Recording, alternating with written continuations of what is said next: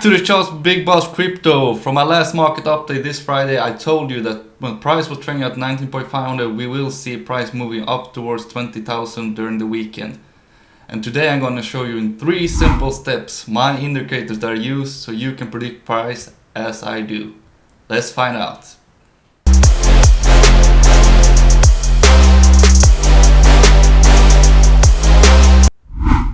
Indicator number 1. PVSRA. Okay, so the first indicator that I use is called PVSRA, which is shown down below. It's simple and it's free to use. Just search for PVSRA and it's by GreenGrack. Put in your charts and it will look something like this, and you can adjust the size however you want. So what PVSR is showing where volume is increasing compared to the last 10 volumes candles. So if the candle is green, as shown here, it means we have an influx of buy orders in this candle compared to the last 10 candles. So buying volume is increasing. And then if we move to the left, we see a red candle. The red candle shows you where selling volume is increasing compared to the last 10 volume candles. So a lot of influx of sell orders are coming in and the candle is red and it's moving with high volume. And that indicates to you that the market maker is trying to make the price reverse or change direction in one way or another. Either it wants to reverse it completely, or it wants to continue with the upwards move or in the downwards move by increasing the volume and trapping traders. But then you can see also some blue candles on the PVSR chart. That means it's an indecisive candle in my opinion. There are different opinions what you can determine from the blue and the purple candles, but that means volume is increasing and it's both buy and sell orders. So when it's blue, it's a green candle on the regular chart, but in PVSR it means there's a huge exchange of buy and sell orders in this candle, and as you can see it's a huge wick, which indicates another thing which we'll talk about soon. And here we also have a purple candle, and that's basically a red candle. Sorry, let me move up so you can see where it is. Yeah, it's this one. It's a red candle on the regular candle chart, but the volume is increasing and exchanging hands very fast. That's what we can determine from this candle. And as you can see, the price moved down to continue the move to the downside. Okay, so the basic understanding you need to have with PVSR candles is that they always get recovered, no matter what. It's just a matter of time. So let's take a look at this recent candle. I'm just taking this recent candle, which is this one. As you can see, it's quite large, but it's been recovered in the next 4 candles. And that's the case with everything. They always get to this price point at one time or another. It's just a matter of time. And as you can see, this red candle hasn't been recovered. And what I usually do is to mark that off like this. That will tell me that this zone hasn't been recovered, and we will recover it in the near term or in the short term or in the long term. It's us as a trader that has to decide that, but it will be recovered at one point or another. So I told you that I predicted that we might form a low at 19.3k in the last video, and that during the weekend there's a possibility that it might move to 20k. So how did I determine that this might be the low? Well, I just moved simply to the left and marked off where the volume candles are. And I find found two that wasn't recovered, and it was this candle right here and this big one. So as you can see, those weren't recovered. Time went by. Yeah, and time went by. Days went by. And eventually it got recovered. It recovered the whole zone that we looked at. And yeah, basically you need to mark off the whole candle, which is a PVSR green candle or blue or whatever color it is. But this Friday we already took this zone, so that's why I didn't mark off the whole. I usually decrease it or increase it when we get into these zones. So basically what you need to do here is move this up, because we have recovered this zone, and this is what's left in the liquidity zone for the market maker to take. Yeah, so all you have to do is to look at candles. We can take a random candle here, this red one for example. You mark it off like this, the whole zone, and you look for bottoms, which is the question every trader needs to ask himself: where do I go long or where do I go short? Because the market maker always recovers these zones. But we understood what it means. PSR candles, it's a definite zone to take trades at, in my opinion, because they always get recovered no matter what. It's just a matter of time. So what you need to decide is when to go long, and that is the next question.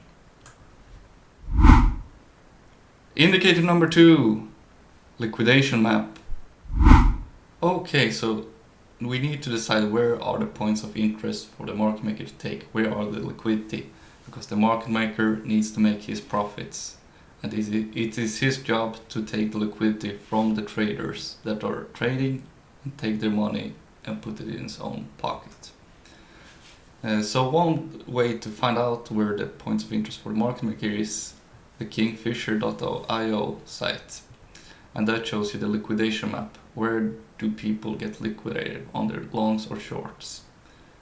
So I usually use the Binance liquidation map because that's where the most volume is traded. It's the most traders in all of these exchanges that are available here. And what you need to do when you don't have any coins, it's to spin this. Now I have 30 credits, so I can't show you, but you spin until you get some coins, and then you can use that coin to get some liquidation maps. So we press the latest liquidation map to see where the liquidity is and how we can read this chart. Okay, now we have some interesting data. Well, we can zoom out to get a basic understanding of what the liquidation map shows. That is the big question, right? And the liquidation map shows where people will get liquidated and how much money is in that price point. So we can see here at 13.4k, the market maker potentially might take $30 million. And we have a huge liquidation point. Wow, that's a big candle. $40 million at 17.2 million will be taken if the price moves there by the market maker, because that's the way he makes money. He grabs liquidity from the retail trader. And basically, as a trader, day trader, you want to look at points where the liquidity is in the near term. So basically what you do is to zoom in and adjust it to, I usually adjust it so it's between 1000 to the upside and 1000 to the downside from the current price. And you see on the candles where the most liquidity is. You don't have to be exact, I'm not exact, I just look at see where the most candles are and the highest points are. As you can see, there is a lot more liquidity to the downside than it is to the upside. And the market maker has these exact data available to him. So he will make sure that he will move price so it fits his needs and purpose, and that is to make money. And so we can see that there's a higher probability that price might move down tomorrow and tonight because there's more liquidity here to grab. And the market maker isn't stupid.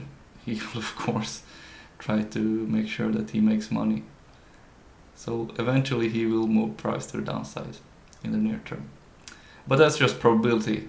It might be so, if we zoom out, that he never takes I would say $1 billion in this zone at 13k. He might never take it. Or it will take a while for him to take it. Or he'll move there tomorrow. We don't know that. That's us as trader that we need to trade according to probabilities and what we think and what our bias is. But that's basically the liquidation map. It's free to use, Kingfisher, great site. And you just read and make your own predictions on where the market maker will move the price and where the liquidity zones are. Indicator number 3, VWAP.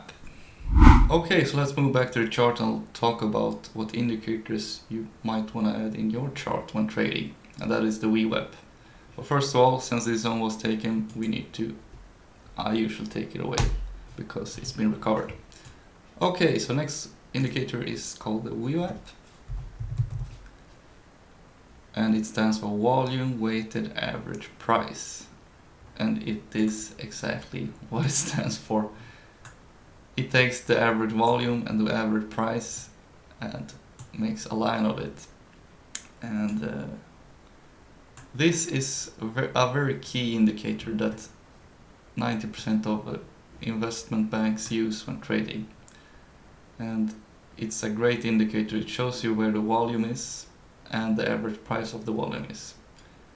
And what tends to happen on the lower time frames is that we test this.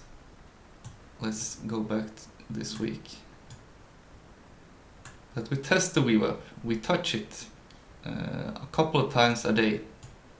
So for all the scalpers that trade several trades during the day, is to trade when the price moves towards the VWAP. So when it touches it and it is above it, you go long basically and take shorter term trades, and then you wait until it moves back to the VWAP, and then you take another long, and then when it moves below it and it confirms by the second candle, you go short basically, and you do that a lot during the day. So whenever it touches it and the next candle closes below it, you go short. That's the whole idea with VWAP. But even if you don't trade according to scalpers, which is a lot of trades during the day, it's still an interesting point even on the higher time frames. It shows you how the volume is moving as well. This wasn't great to show you, but it shows you if there's confluence with volume in the price action. And as shown, it follows with volume. But if you trade like me, more like a swing trader, and use a little less leverage to be on the safe side, you can see where interesting points is to go long basically, and that is by using the VWAP, or go short, of course. We just trade in the direction that is interesting. So if you feel like, oh, maybe I don't want to take a trade here, the wick looks kind of scary for me, you wait until confirmation, and that is when it closes above the VWAP in 2 candles. That's basically a good indicator to use. Or when you want to go short, is to look where the candles close 2 times below the VWAP, and that's maybe an idea to go short. At least it tests this VWAP several points during the day, and that's good to know as a trader that these points will get tested eventually. Okay guys, that was it for me today. I hope you can use this indicator and that this was interesting for you and educating. Tomorrow I'll come back with another market update and give you some new zones where we might want to go long or go short. Take care everyone. Bye!